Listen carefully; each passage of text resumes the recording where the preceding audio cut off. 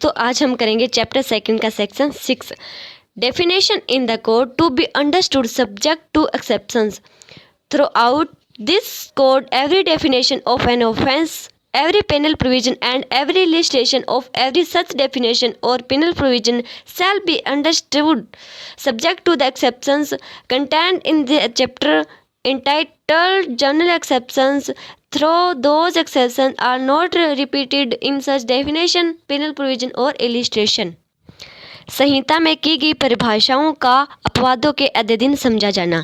इस संहिता में सर्वत्र अपराध की हर परिभाषा, हर दंड उपबंध और हर ऐसी परिभाषा या दंड उपबंध का हर दृष्टांत साधारण अपवाद शीर्षक वाले अध्याय में अंतर्विष्ट अपवादों के अधीन समझा जाएगा, चाहे उन अपवादों को ऐसी परिभाषा, दंड उपबंध या दृष्टांत में दोहराया न गया हो। दोस्तों, ये सेक्शन कहता है कि जनरल एक्सेप्शन जो चैप्टर 4 है उसमें अगर कोई एक्सेप्शन बता दी गई है ना, तो वो हर पिनल प्रोविजन, हर इलिस्ट्रेशन और डेफिनेशन में कवर होगी। उसको अलग से डिफाइन करने की कोई ज़रूरत नहीं है। समझते हैं इसको इलिस्ट्रेशन से। The sections in this code which contain definition of offences do not express that a child under 7 years of age cannot commit such offense, but the definition are to be understood subject to that general exception which provides that nothing shall be an offense which done by a child under 7 years of age। दोस्तों, ये हमें बताता है कि अगर 7 साल से कम आयु का बच्चा कोई भी गलत कार्य करता है तो उसे ऑफेंस नहीं समझा जाएगा। ये बात बताई गई है जनरल एक्सेप्शन चैप्टर के सेक्शन 82 में, जो हमें कहता है कि अगर 7 साल से कम आयु का बच्चा कोई भी अपराध करता है तो उसको अपराध के अधीन नहीं समझा जाएगा।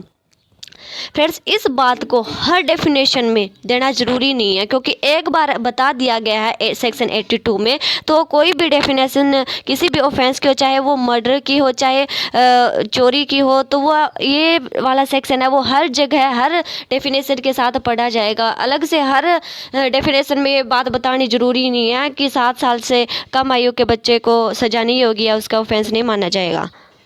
इलिस्ट्रेशन बी है, A police officer without warrant apprehends Z who has committed murder. Here A is not guilty of the offence of wrongful confinement, for he was bound by law to apprehend Z, and therefore the case falls within the general exception which provides that nothing is an offence which is done by a person। ये कहता है कि यहाँ पे A है वो police officer है और वो जेड को बिना वारंट के गिरफ्तार कर लेता है क्योंकि जेड ने किसी का मर्डर किया है। तो यहाँ पे जो पुलिस वाला है वो रॉन्गफुल कन्फाइनमेंट का दोषी नहीं है, क्योंकि वो बाउंड बाय लॉ है। लॉ ने ही उसे बाउंड किया है कि वो किसी मर्डर जो करता है उसको गिरफ्तार करे। ये जनरल एक्सेप्शन वाले चैप्टर के 76 सेक्शन में बताया गया है कि nothing is an offence which is done by a person who is bound by law to do it. यहाँ पे जो पुलिस वाला है वो लॉ द्वारा बाउंड है, तो उसका कोई ऑफेंस नहीं माना जाएगा। फ्रेंड्स, ये हमारा सेक्शन 6 कवर होता है। मिलते हैं नेक्स्ट वीडियो में, तब तक के लिए हंसते रहो, मुस्कुराते रहो।